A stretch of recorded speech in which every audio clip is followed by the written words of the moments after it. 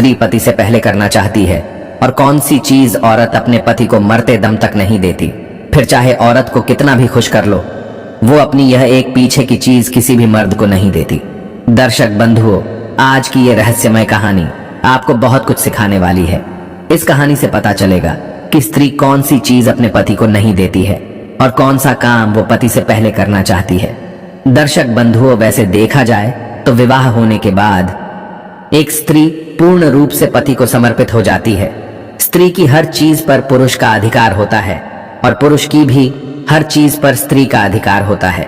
स्वेच्छा से एक महिला अपने पति को खुश रखने के लिए हर वो चीज उसे सौंप देती है जिसमें पति की खुशी होती है। दोस्तों, पर ऐसी क्या चीज है जो स्त्री मरते दम तक अपने पति को नहीं देती? ऐसा कौन सा काम है जो पति से पहले करना चाहती है? मित्रों, ये प्रश्न सुनने में थोड़ा अजीब जरूर लगता होगा, पर यह प्रश्न हमारे धर्म ग्रंथों और रीति रिवाजों से पृथक नहीं है।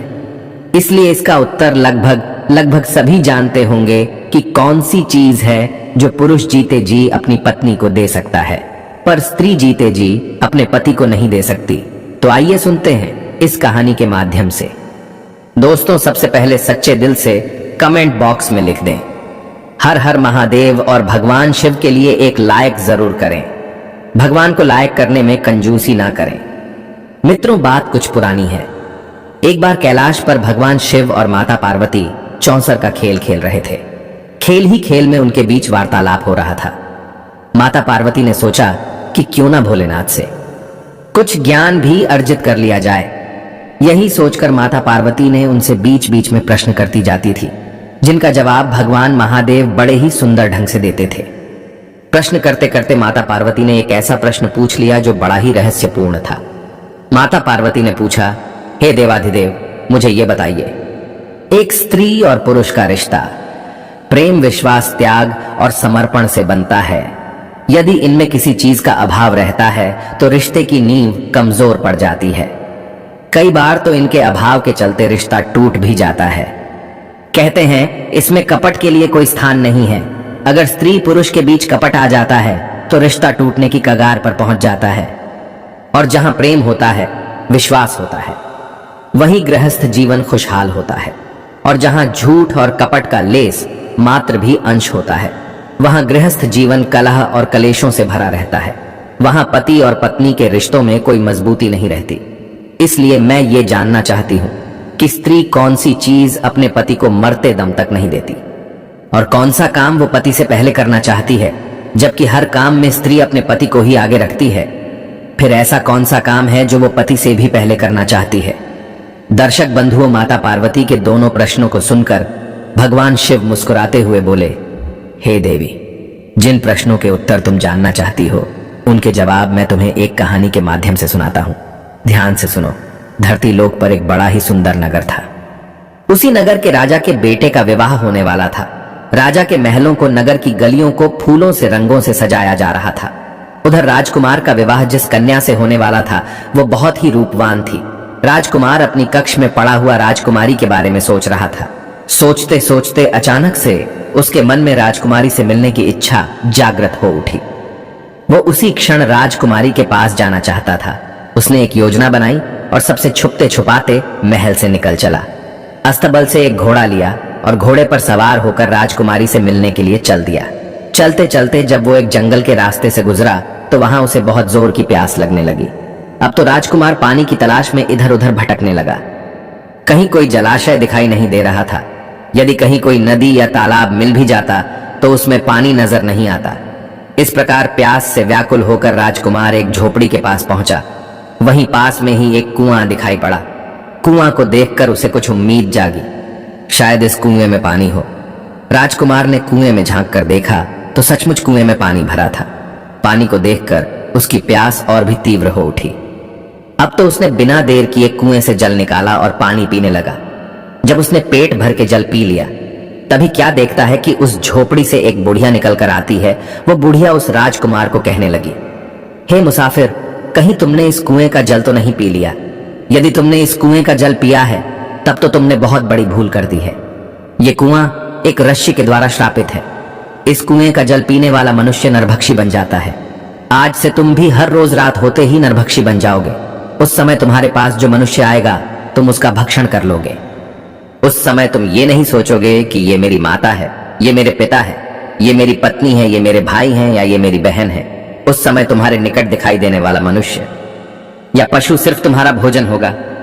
दर्शक बंधु, उस बुढ़िया के मुख से श्राप की बात सुनकर राजकुमार बड़ा दुखी होने लगा। कहने लगा, माता श्री, तब तो मैंने इस कुएं का जल पीकर घोर अनर्थ कर डाला है। ऐसे तो मैं न जाने कितने मनुष्यों को हर रोज अपना आहार बनाऊंगा, जिसमें मेरे अपने भी शामिल हो सकते हैं। मित्रों, राजकुमार विनती करके बोला, हे माई, क्या इस श्राप से मुक्त होने का कोई उपाय नहीं है? यदि नहीं है तो मैं अपने आप को ही खत्म कर लूंगा, जिससे मैं किसी दूसरे को मार कर अपना भोजन बनाऊं। तब बूढ़ी मां कहती है, बेटा, श्राप से मुक्त होने का उपाय तो है, यदि आप कर सको तो। राजकुमार बोला, हे मां, श्राप मुक्त होने के लिए मैं काल से भी लड़ जाऊंगा, तुम बताओ तो सही। तब बुढ़िया कहती है, बेटा, यहाँ से कुछ मील की दूरी पर एक ऊंचा सा पहाड़ है। उस पहाड़ पर हरे भरे पेड़ पौधों से भरा हुआ जंगल है। उसी पहाड़ पर एक कायाकल्प नाम की बूटी है। यदि तुम उस बूटी का रस निकालकर पी लोगे तो तुम इस भयंकर श्राप से मुक्त हो सकते हो।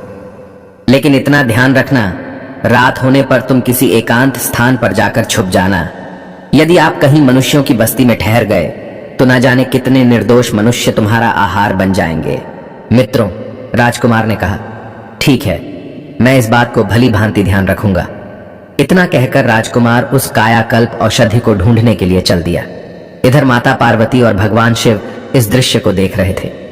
पार्वती जी कहने लगी, प्रभु, कुछ समझ में नहीं आ रहा है कि आप मेरे प्रश्न का उत्तर किस प्रकार देना चाहते हैं। भगवान शिव, भोले देवी, धैर्य रखें, आपको आपके प्रश्नों के जवाब इसी कहानी से मिलने वाले हैं। आप बस इस कहानी को ध्यान से सुनते जाइए। दर्शक बंधु, उधर वो लड़का राजकुमार बड़ा चिंतित होता हुआ उस पर्वत की ओर बढ़ता जा रहा था। औषधि वाला पर्वत वहां से काफी दूर था। इधर अंधेरा भी हो चला था। राजकुमार ने सोचा कि अब आगे का रास्ता मैं सुबह सूर्य निकलने के बाद तय करूंगा। पहले मैं किसी निर्जन स्थान पर जाकर रात गुजार लेता हूं। यदि मैं नरभक्षी बन गया तो मेरे द्वारा निर्दोष लोगों की जान चली जाएगी। मित्रों, राजकुमार अब राजकुमारी से मिलने का विचार तो त्याग ही चुका था, क्योंकि वो जानता था कि इस दशा में राजकुमारी से मिलना भी उसके लिए हितकर नहीं है। वो राजकुमार गांव और नगरों को बचाता हुआ जंगल की ओर चला गया, जहां किसी मनुष्य के आने जाने का मार्ग नहीं था। उसने अपने आप को एक पर्वत की गुफा में बंद कर लिया। इधर काफी रात हो चली थी। वो राजकुमार नरभक्षी के रूप में परिवर्तित होने ही वाला था। इधर बंधुओं, राजकुमार ने जिस गुफा में अपने आप को छुपाया था, उसी गुफा में एक बड़ा ही खूंखार भेड़िया रहता था। वो भेड़िया आए दिन लोगों की जान लेता रहता था। चारों तरफ लोगों के मन में उस भेड़िए को देखकर दहशत बनी हुई थी।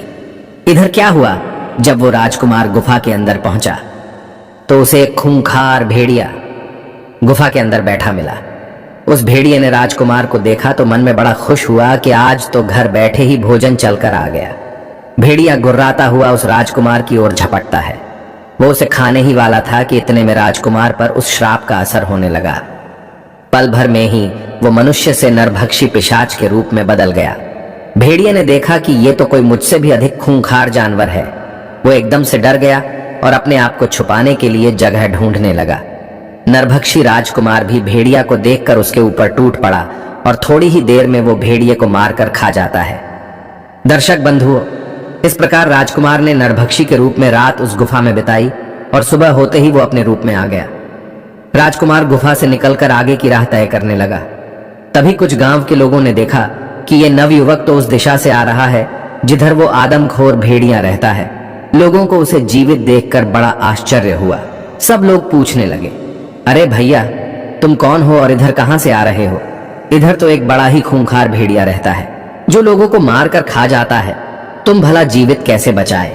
तब राजकुमार ने बताया, अरे भाई, मुझे किस बात का भय लगता। जिस भेड़िया की आप बात कर रहे हो वो तो उस गुफा के द्वार पर मरा पड़ा है। मैंने उसे मार डाला। राजकुमार की बात सुनकर गांव वालों को बड़ा आश्चर्य हुआ। वे सब इस बात की पड़ताल करने के लिए गुफा के पास गए तो देखा सचमुच वो भेड़िया मरा पड़ा था। यह देखकर लोगों के मन में भेड़िया को लेकर जो दहशत थी वो खत्म हो गई और पूरे राज्य में इस बात की खबर फैल गई कि एक सामान्य पुरुष ने उस भेड़िए को मार डाला है। जब ये बात वहां के राजा को पता चली तो वो राजा उस राजकुमार को मिलने के लिए अपने महल में बुलाता है और कहता है, हे वीर युवक, तुमने उस भेड़िया को मारकर हमारी प्रजा को निर्भय कर दिया है। मैं तुम्हारी वीरता और साहस का कायल हो गया हूं। तुमने मुझे बहुत बड़ी प्रसन्नता दी है।